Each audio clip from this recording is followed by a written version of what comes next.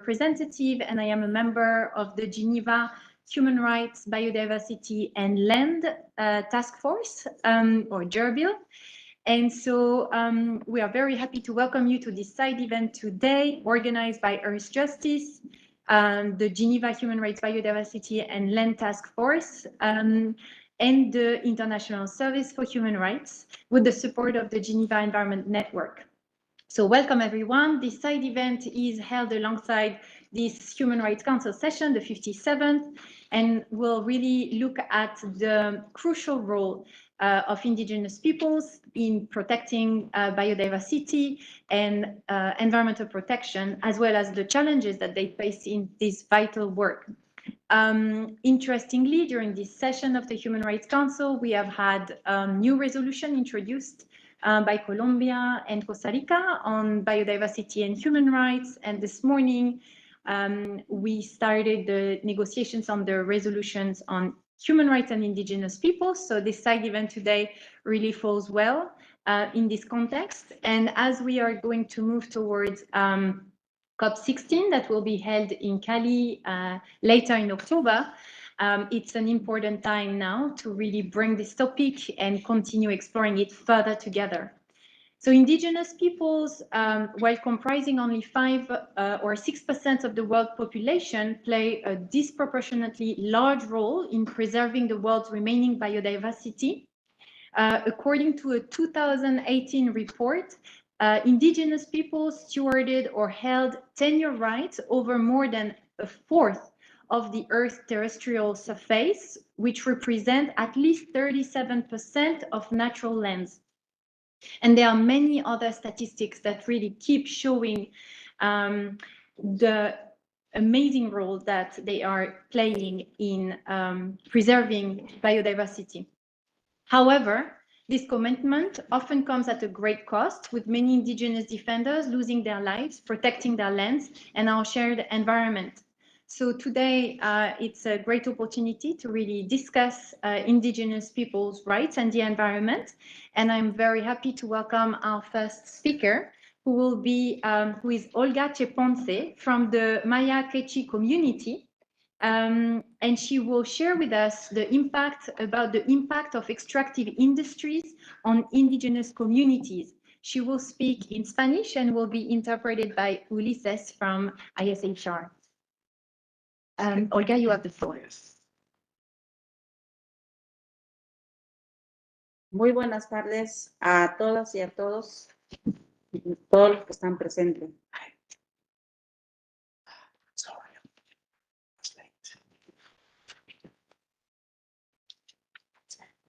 She says, thank you for everyone for being here in this space. Mi nombre es Olga Cheponce, autoridad ancestral y miembro de la directiva de la gremial de pescadores artesanales del Estado Izabal. Mujer indígena del pueblo Maya Quechua en Guatemala. Her name is Olga Cheponce. She's an Indigenous woman leader of the Maya Quechua people in Guatemala, and she's also part of a Quechua Fisher Folk Union in El Estor, which is located on the shores of Lake Izabal in Guatemala. Hace 17 años, la Declaración de las Naciones Unidas sobre los Derechos de los Pueblos Indígenas reconoció nuestro derecho a la libre determinación, así como la obligación de los estados de prevenir y resarcir todos actos que tengan por objetos desposeernos de nuestras tierras, territorios o recursos.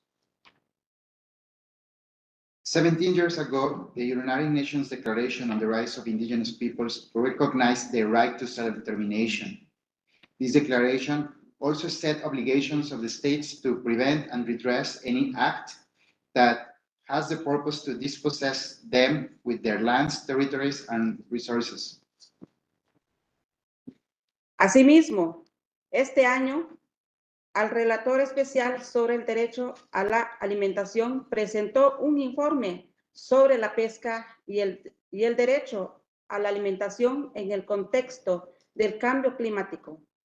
en el que se abordaban los derechos de los pueblos indígenas que dependen de la pesca. Moreover, earlier this year, the Special Rapporteur on the Right to Food presented his report on fisheries and the right to food in the context of climate change. This report also addressed the rights of indigenous peoples who directly depend on fisheries. Mi vivencia ha sido en el país donde vivo. No se respeta nuestro derecho a la libre determinación ni nuestro derecho a decidir sobre nuestras tierras y bienes naturales en nuestros territorios. In my experience in Guatemala, it has been that the country where I live does not respect our right to self-determination and our right to decide about our lands and natural resources in our territories.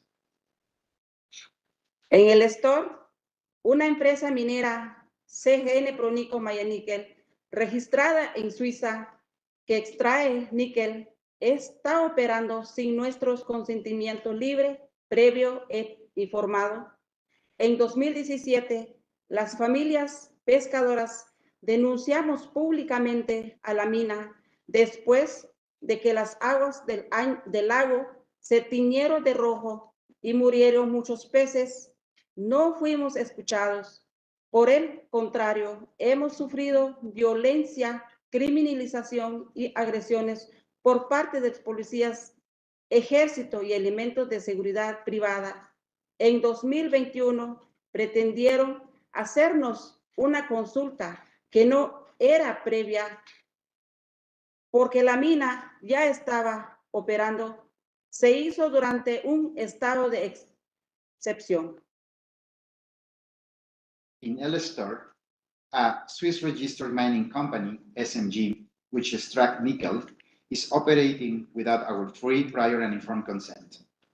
In 2017, fisherfolk families publicly denounced the mine after the waters of the lake turned red and many fish died.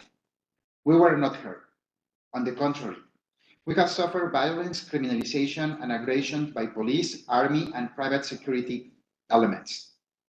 In 2021, they tried to carry out a consultation that was not prior because the mine was already operating, and it was done during a state of emergency.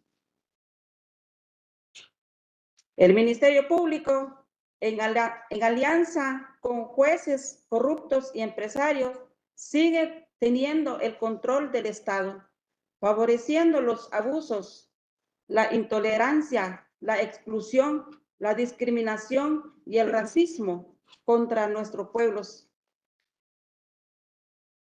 The prosecutor, in alliance with corrupt judges and businessmen, continue to control the state, favoring abuses, intolerance, exclusion, discrimination, and racism against our peoples.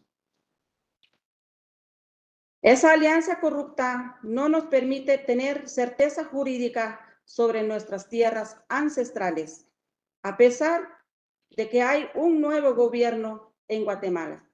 Este año ha habido 4 desalojos provocado el desplazamiento forzado de más de 125 familias que hoy están en crisis alimentaria. Hay 2,000 órdenes de capturas contra hombres y mujeres indígenas por defender sus tierras. This corrupt alliance does not allow us to have legal certainty over our ancestral lands.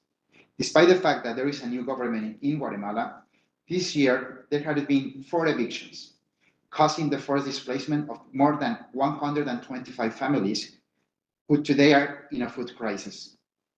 There are at least 2,000 arrest warrants against indigenous men and women for defending their lands. Pido que los mecanismos de Naciones Unidas le recuerden al Estado guatemalteco sus obligaciones con los pueblos indígenas. Que los relatores especiales visiten nuestro país y verifiquen la situación de pobreza, salud, vivienda, desplazamiento forzado, la contaminación de nuestras aguas y el acaparamiento de tierra por empresarios que las usan para monocultivos. Que lo digan también ellos, ¿por qué a nosotros no nos dejan hablar libremente y que formulen recomendaciones a Guatemala para garantizar la sobrevivencia y la vida digna de nuestros pueblos.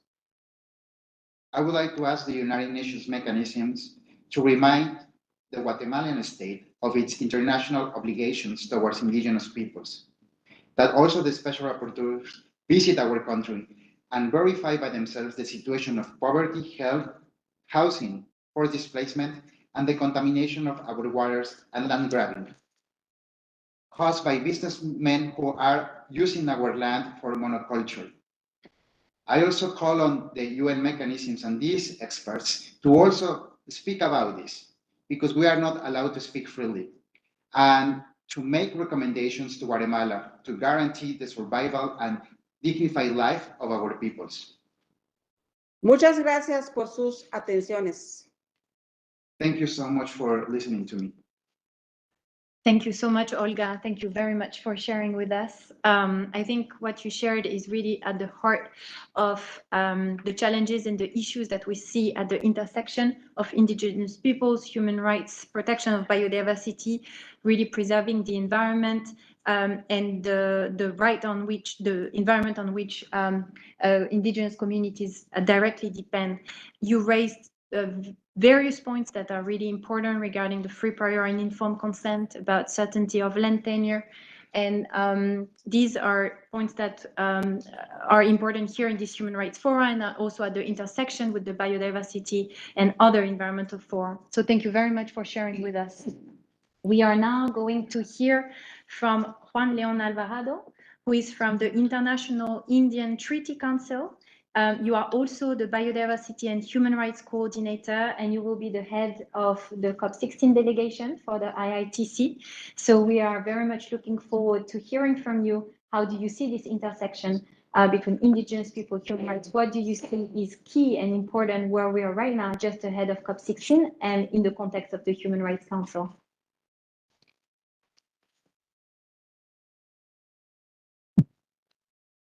I thank you for the invitation, but first of all, quiero saludar a mi hermana Olga por la presentación, que es muy importante, muy puntual.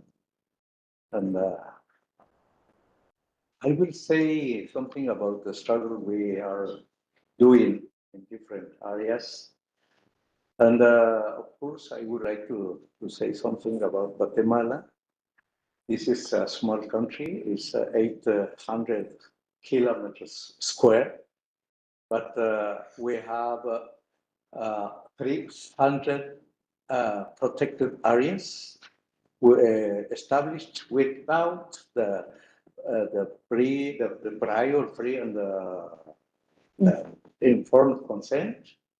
Without that, and we have also 350 mining companies working in this small area.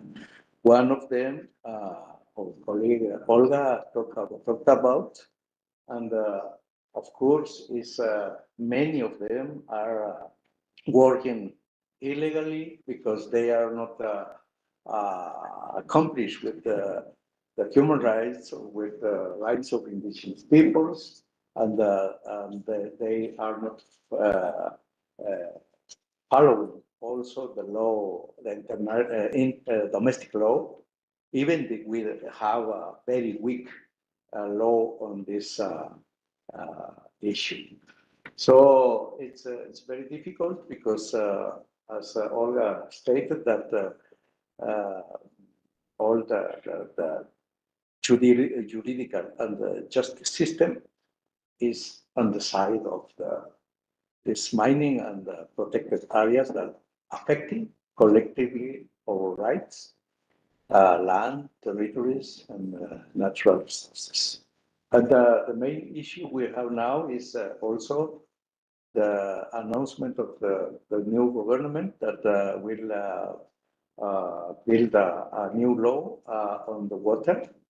And but the government call everybody, all sectors, all civil society groups, but not invited the indigenous peoples. Even we are 70% of the population, but IIPC and other organization, my own organization, we changed that situation. And last week, the Ministry of Environment changed the methodology and invited and established possible dialogue with the authorities and indigenous people. So that is a very good step we took last time.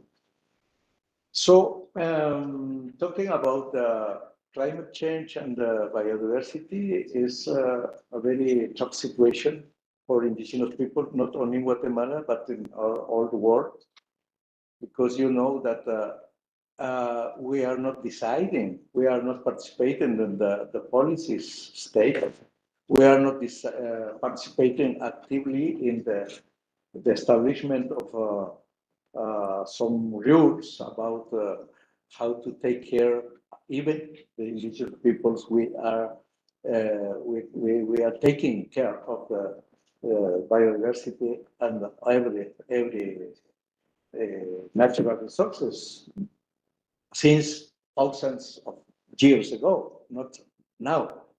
But I think the most of the countries and the government are excluding the indigenous peoples from this political policy decision. And even we are participating as indigenous peoples in the discussion of, for example, the next meeting of the COP16. We are excluded from the decision. The most wrong decision was taken in Montreal, Canada, through the framework of Convention of CBD, is the imposition of this political 30 by 30, that is the establishment that in 2030, the 30% of all the areas of the world will be established. The conservation areas or protected areas, but I think the most of the countries are looking or are seeing all the territories of the indigenous peoples. Until now, I don't know exactly, or no one of the government is building a new conservation area. But for example, in Africa, many countries, many indigenous peoples are suffering because some government are establishing in the indigenous territories the protected area without the prior informed consent. And the COP16, I think there will be some decision, but it's how to create the measures what were decided in Montreal, Canada, in 2022, and now is the plan. We are doing the plan, but as repeat, as indigenous peoples, we are not participating with our decision. And the other main issue we are facing now is the creation of a definition that is confronting now indigenous peoples with local communities. This is a big problem we have now, because many countries doesn't recognize the existence of indigenous peoples, and they are assuming that the local community is the same concept as indigenous peoples, but it's not. And for example, in some countries in Latin America, we have now problem because the group, person, individual, they conform a group, in they by themselves or as local community and are requesting the same rights as indigenous peoples. They want to have also self-determination, self-government, lands, territories, and natural resources. But it's not the same subject. Internationally, the only subject recognized with collective rights are the indigenous peoples through the United Nations Declaration on Human Rights of Indigenous People. So that is a big problem we have now, and for that reason, the three mechanisms, special rapporteur, the mechanism of expert on indigenous people's rights, and the permanent forum requested to separate, not to conflate the term indigenous people with local community, but intentionally the state continue with this practice in CBD, and also the most of the agencies of the United Nations system are copying, and they are moving this idea to conflate indigenous peoples with local community. So I would be mention many problems, but that is the main issue. And I apologize with my English. It's not my first language, it's my fourth language, so I have some difficulty with this, but of course I hope you could get something from my idea. And lastly, it's important to have a very strong resolution here in the Human Rights Council.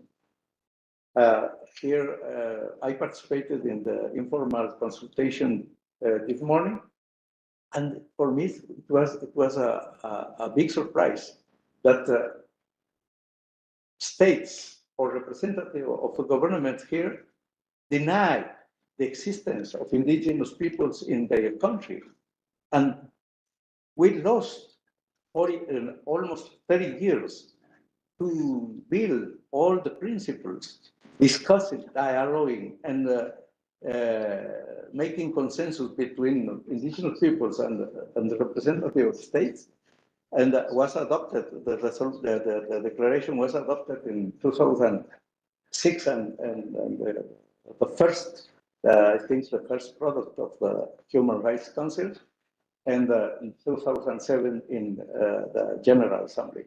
And until now, states said that they don't recognize, they don't have any indigenous peoples in their countries.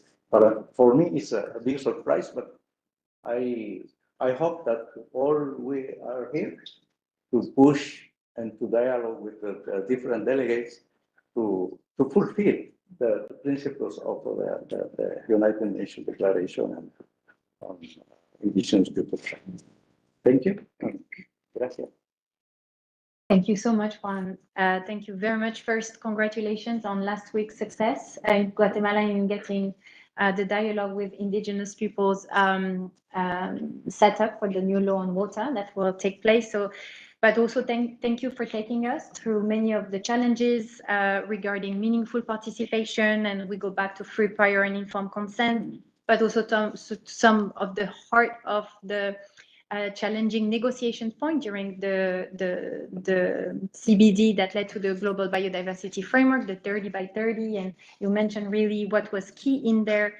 You also brought us back to some current challenges regarding the recognition of the groups and the challenges between indigenous people and local communities as an expression, and what does it entail in the situation where we are right now. And then bringing us back to the Human Rights Council and the necessity for this resolution as well, to be strong and not go back on all the work that has been done for so many years with UNDRIP.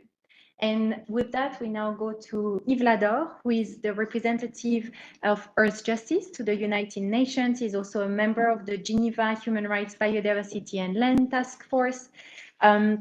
And you will share with us, given also really the recognition of the right to a clean, healthy and sustainable environment, how you see that this can be leveraged to really strengthen the protection of indigenous environmental defenders, as we've seen. How do you see really this landscape of the environmental agreements, the climate, biodiversity, these different fora and indigenous peoples and human rights?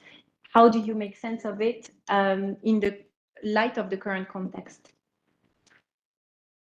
Thank you very much, Alex, and I'd like to thank also the previous speaker Olga and Juan for their testimony of what's happening on the ground. This is unfortunately only a glimpse of what indigenous people have to face in so many situations on this planet.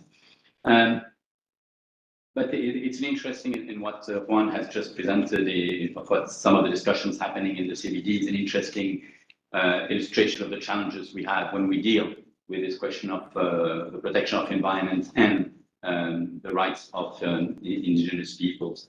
And this brings us back a bit to the very, very famous and used again and again speech from Chief Seattle, which was pronounced on the 12th January 1854.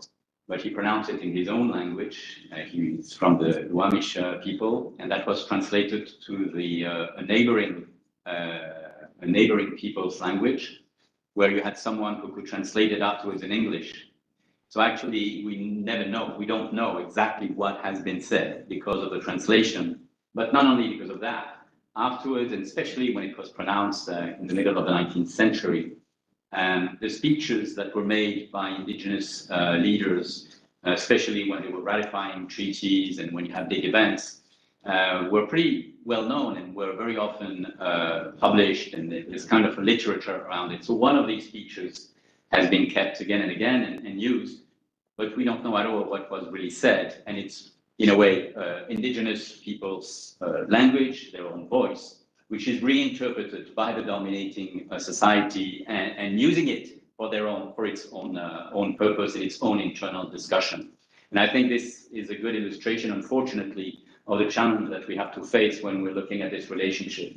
And this reminds me, I'm so happy to have our friends and the leaders of the International Indian Treaty Council, with who we were in contacts a few decades ago already, when the debate on the question of the recognition of a right to a healthy and sustainable environment was emerging. And you had already a number of conquests that were done by, at least some progress, it was just before the adoption of the Declaration on the Rights of Indigenous People. But I remember some of the discussion we had together, and where we decided it is very important not to mix the two issues, because we saw how there was a trick where you could, bring the environmental issues are linked to indigenous peoples, and the rights of indigenous peoples are linked just to the environmental questions. And we see how this can suddenly narrow totally the real challenge and the real need in terms of rights. And it was particularly important when we see how the issues were being developed in the field of international environmental law. What you have just described, one, unfortunately, which happened in Montreal last year, a few years ago, really shows the challenge we have, because you have this recognition in the Convention on Biological Diversity, of the recognition of indigenous people and local communities. It is not formulated as a start. It is not formulated as an issue of rights.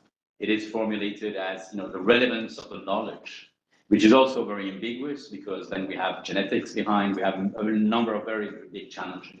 It was a step forward, because the idea at that time was to say we have to recognize that you do have a knowledge, and we have to recognize it. But it didn't go as far, and we see that in the discussion. You still have the problem that the interpretation of the declaration is not considered as being an obligation for a number of states who have ratified the Convention on the Biological Diversity. So they still try to go with their own interpretation and try to escape the obligation that they would have under the definitions of the declarations. We have a bit of the same issue when we look at the UNFCCC, the Convention on Climate Change. There has been a very important step, and that was really thanks to the joint efforts of the representation of indigenous people, but many also other constituencies who joined forces in the negotiation of the Paris Agreement. And so you have a clear reference in the preamble of the Paris Agreement. But again, it is in the preamble, and unfortunately, remember at that time we were really struggling to try to have these references to human rights in Article 2, which is in the operative part. And we see today the big fights we have to go through in order to make sure that, for example, in the safeguards mechanisms, when you have such a huge amount of finance, you must have clear safeguards in the process to make sure that precisely free, prior, and informed consent is the basis for the decisions, which also made when we talk about climate actions. And unfortunately, we see how, again, here you have some kind of an escape door where you can try to go without the full recognition of free, prior, and informed consent as being the starting point of any normal process. So here again, we have a new battle which is going on. So some steps have been made, but it's still not a full recognition and a full coherent approach of the needs for the protection of the environment, for the protection of the climate, and the rights of indigenous people. And we have also a similar challenge when we're talking about toxic issues. The field of toxics is even more fragmented because probably it's older and it's more fragmented even than the two other fields I just mentioned. We do have a number of, and a strong presence in many of these negotiations of representative of indigenous peoples. A number of, it's not just issue of spillover that might be contaminating a land. If we think of the indigenous people living up in the north, being Siberia or being Alaska or being Canada, due to the circulation of the winds and the whole biosphere dynamic, you have a number of pollutants which are produced in lower parts, closer to the equator, which is the central part of the industrial states, which are just traveling directly into the zones where these people are living and contaminating their food, the food chain, hitting directly the health. This is indirect pollution, but a very, very, very severe one, which affects not only just the right to food, but cultural rights, which are directly impacted. So we see here that there is a clear need for a stronger articulation between the work which is done here in the Human Rights Council and what is done in the field of international environmental law. And that's where all of the efforts we are doing to have a real recognition of a stronger recognition of the rights to a healthy and sustainable environment. And I'm saying a stronger why, because it has been recognized by the Council, it has been recognized by the UNGA, but we see the same thing as you were witnessing in the field of with the resolution and the discussion we had this morning. We see states that even voted for this recognition in the UNGA trying to undermine any further references, to the point that in some discussions it is become you're not supposed even to have a reference, or some are asking not even to do a reference to resolution 7300 of the UNGA. Although it's been adopted, without even opposition to the votes, but it was without opposition. So we see it's kind of back and forth challenges. So it is really very important, because the right to a healthy and sustainable environment, generally speaking, brings a coherent approach when you have fragmented instruments in the field of environmental protection, and when people, of course, in the reality, live it as just one issue. It's their life which is at stake. So you need this approach coming also, this human rights-based approach, which helps to give coherence to the different instruments, which very often are much too partial to provide a full protection against environmental harm. And I'll just give another example. We had last week a side event on asbestos in Australia, which is coming from a mine in the western part of Australia, which has been closed actually already in 1966, but the tailings still today contaminate the area. There is an evaluation, medical evaluation, saying that we can count about 2,000 people dying directly from these tailings. Within that, you have a number of people coming from the local community, the Wanjima people. Now, unfortunately, in the discussion, when you just look at the numbers this way, you forget the impact on the huge territory of the Banjima people, who is affected to the point that you cannot just stay there. To go in the area, you have to be fully protected, like in some kind of a cosmonaut suit. Otherwise, because this is an uranium, because it's asbestos, which is, sorry, not uranium, it's asbestos which has been used, it is highly contaminated, which means it is impossible to go in the land, just to go and walk through it, to go to the natural sites, to go to your ancestors' land, and so on. And so these elements have to be taken into consideration very, very seriously, and both have to be taken into consideration, not just the impacts with the numbers of people, but also all the elements which directly affect indigenous people. And I'm saying this because these are very, very concrete examples. So we have now to open a new chapter to articulate better how do we protect the rights of indigenous people, how do we use the declaration on the rights of indigenous people, and how here in the discussions we're having in the organs of the Human Rights Council, we can send a stronger message to the field of international environmental law, so that we do have a coherent approach and a human rights-based approach of these different issues. And I'll finish on that saying it is particularly important when we see and we hear in the negotiation of the resolutions the different steps, going backward that we are witnessing, and also when, for example, we see resistance to very, very basic references to a protection of environmental defenders, when this was also being recognized, and when we just heard with the two testimonies, but unfortunately also with a number of other information, how people are rightly, when we're trying to protect the environment, they are facing very difficult situation by the environment itself, by a lack of respect of their rights. But in this, in addition, you have very strong repression, which prevents them of acting and using their own rights. And this is unfortunately particularly dramatic in so many situations of the rights of indigenous people. So I think with this event, we were really hoping to underline that there is a turning point now that needs to be done, so that the protection of the right to a clean, healthy, and sustainable environment is more strongly articulated with the protection of the rights of indigenous people. Thank you very much.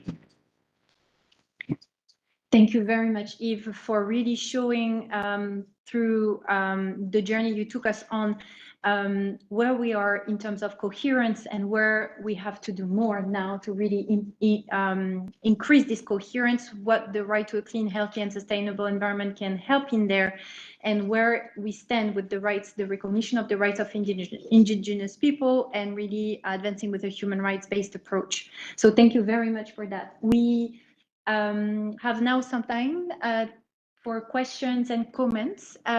So is there anyone from the room who would like to share a comment, who has a question? We can take maybe 2 or 3 first.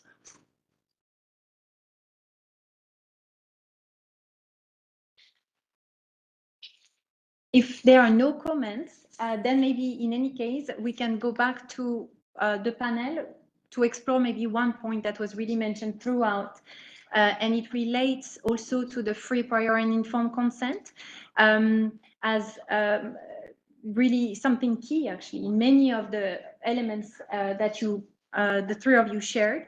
And so maybe reflecting and maybe starting with Olga first, and then to Juan, and then to Yves, how do you see that really the free, prior, and informed consent can be properly implemented in environmental decision-making processes that are affecting indigenous territories?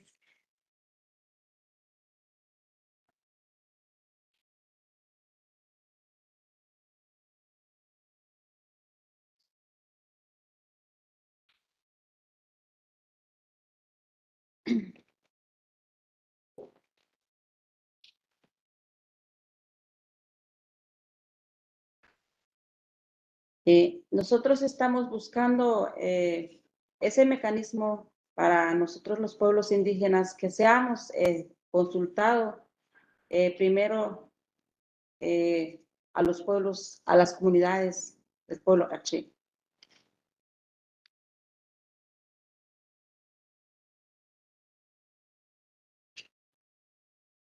So She wants to emphasize that it's very important that mechanism of consulting the communities. And in her case, she would like to start by saying that it's important to consult the Kekchi communities.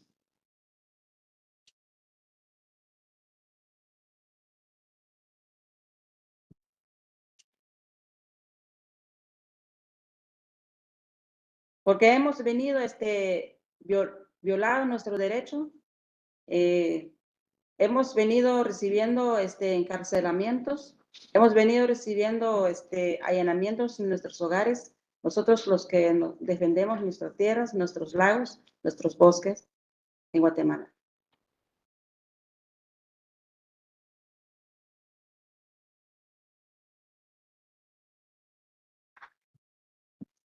Because they have seen that they have consistently seen how their rights have been violated. They have also been suffering criminalization. People have entered in their homes, and they see that this is because of the work that they are doing by defending their forests and their lakes.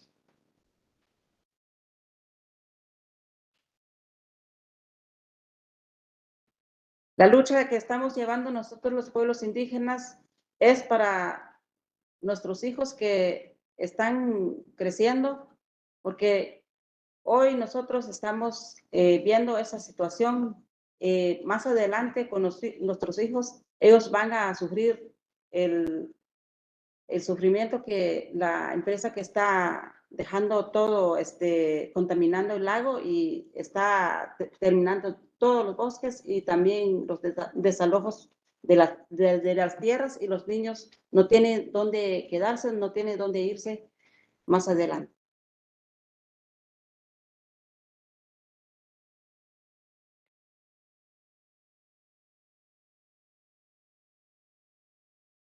She would like to emphasize that the fact that they are doing is also for the children who are now growing up, and I seen the destruction.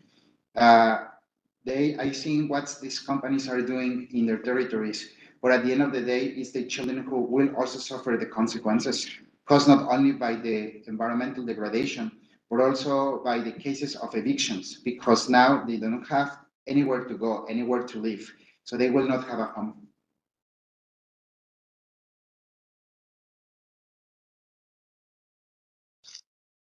Nosotros los humanos de la tierra vivimos y del agua vivimos. Sin agua no hay vida.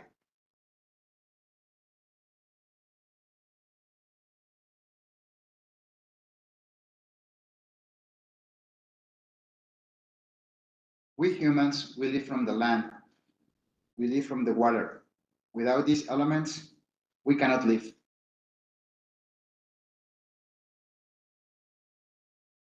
Thank you so much, Olga. Thank you very much. I'm checking if there is no question.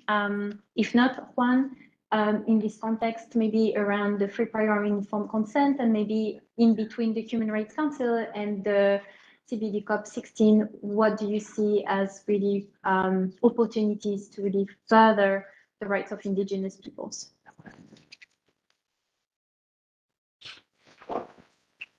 Thank you. I think we need to emphasize that it's necessary that the states, all the states, member of the United Nations, accomplish with the United Nations Declaration on Indigenous Peoples' Rights. Not only with this important principle, free, prior, informed consent, because this is only one aspect. We need to see all in integrity, all the principles, government, self-government, self-determination, development, right to have the land, the territories, natural resources, the necessity to respect our vision, cosmovision, our relation with land, territories, because it's different. So it's good to talk about only the free, prior, informed consent, but we cannot forget other aspects. So, because if you see the world, the Mother Earth is only one, with all the elements, trees, mountains, volcanoes, water, animals, we're part of the animals. In Maya, we say that we are the small brother of the animals, because we were the last ones where we appeared on the earth. So, but we forget that, and we want to dominate all the world, all the Mother Earth, and for that reason, I think the challenge is to make that the state can understand that it's positive to put in practice the declaration, because avoid conflicts, avoid death, avoid prosecutions, avoid everything. We can start with the dialogue in each country, because as indigenous peoples, we understand how to dialogue, how to agree, how to build the peace process. We are not savage. We are not. We understand many things of our life, because for indigenous peoples, life is the main issue to observe. And last, I share with you that in our Mayan calendar, today is the day of the Mother Earth. Is also the day of the woman.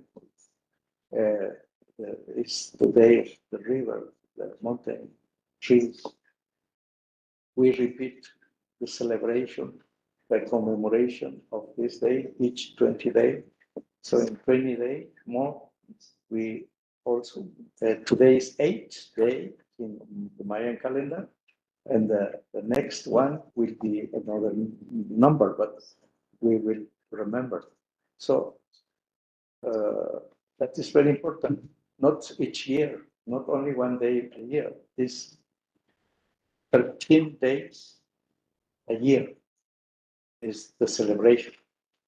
So we need to congratulate ourselves today, because we have life, we are alive, we are enjoying the sun, we are enjoying the water, we are enjoying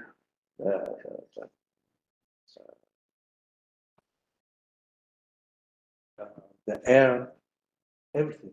So, and we hope that the government and the states can understand that we are not looking for crisis or create crisis. No, we are looking for the peace, and because the mother is for everybody. It's not for the rich people or the power people.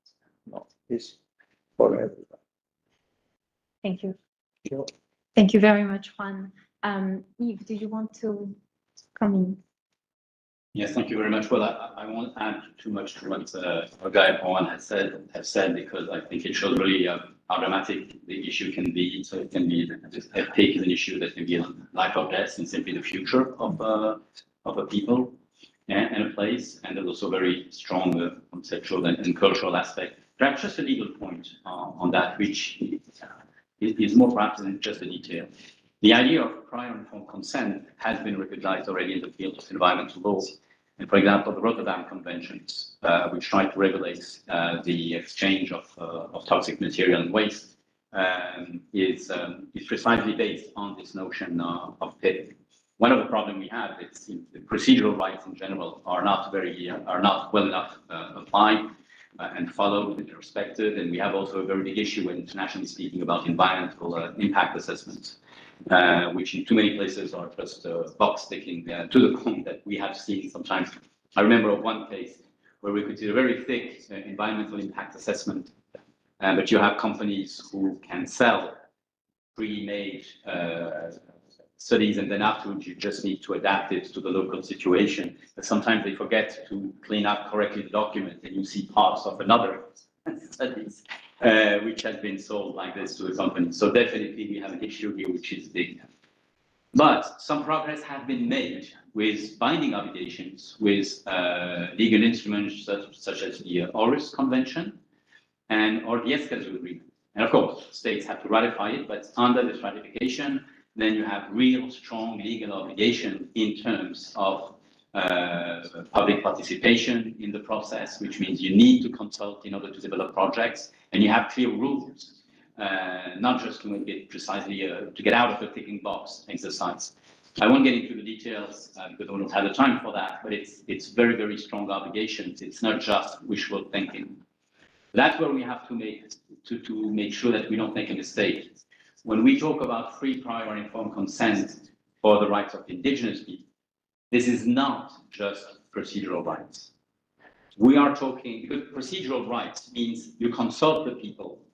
That's what you have in the Aarhus Convention and the HRC57 agreement. You have clear obligations to the point that, for example, in order to show that you took into consideration what was coming out from the public consultation, you have to answer to the different arguments which have been brought by the public. And this is how an authority, this is an issue that has been reviewed more than once by the Compliance Committee of the Aarhus Convention, and probably will be also by the compliance mechanisms of the HRC57 agreement.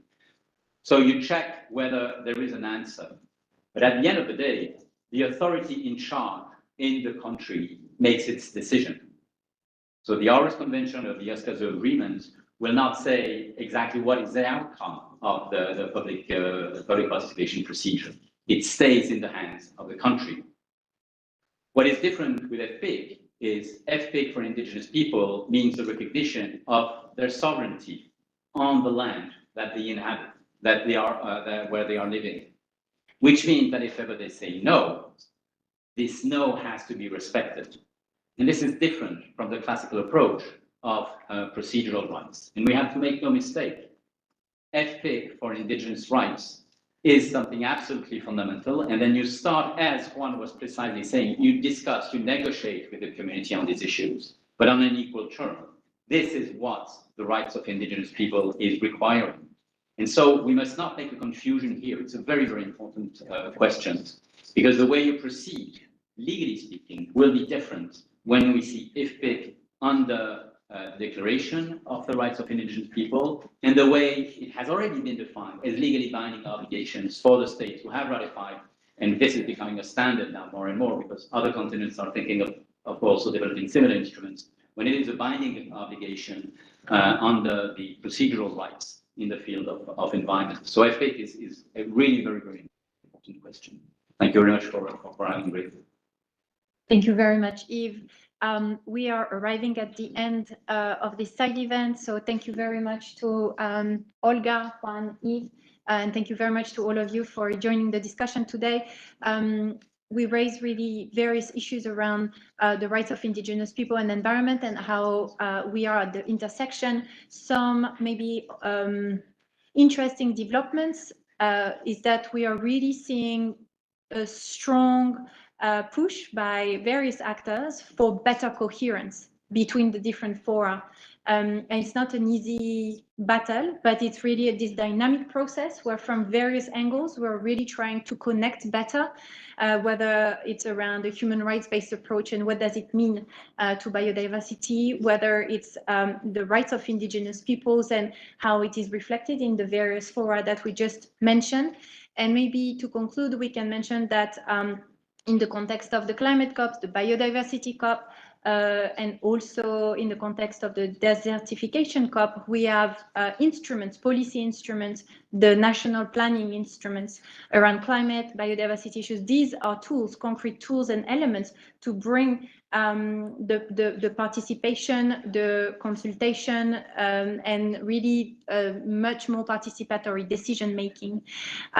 So with this, thank you very much, everyone. And yes, thank you very much for this event. Thank you.